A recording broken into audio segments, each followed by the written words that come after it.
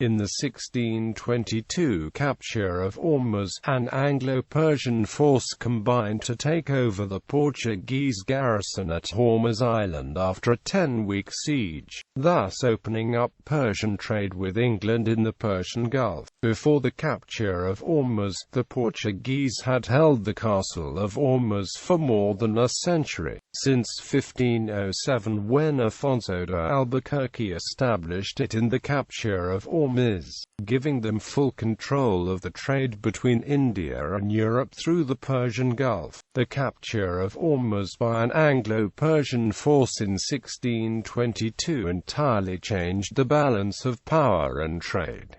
Anglo-Persian alliance. The English side consisted of a force supplied by the English East India Company consisting of 5 warships and 4 pinnaces. The Persians had recently gone to war with the Portuguese, and a Persian army was besieging the Portuguese fort in Kish, but English help was needed to capture Ormuz.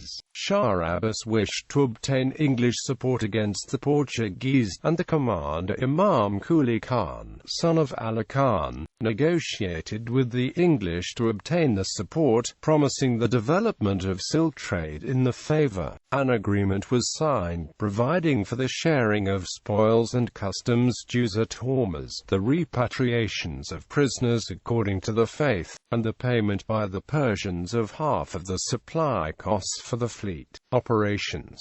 The English fleet first went to Kish, some 24 kilometers away, to bombard the Portuguese position. The Portuguese quickly surrendered, and the English casualties were few, but included the famous explorer William Baffin. The Anglo-Persian fleet then sailed to Ormuz and the Persians disembarked to capture the town. The English bombarded the castle and sank the Portuguese fleet, and Ormuz was finally captured on the 22nd of April 1622.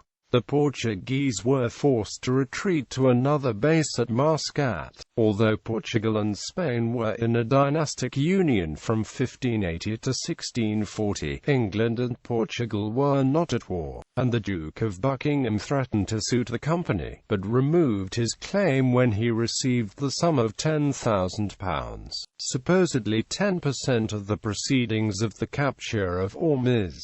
James I also received the same sum when he complained, "Did I deliver you from the complaint of the Spaniards, and you return me nothing?" The capture of Ormuz gave the opportunity to the company to develop trade with Persia, attempting to exchange English cloth and other artifacts for silk, but only with difficulty. The English adventurer Robert Shirley also took an interest in developing this trade.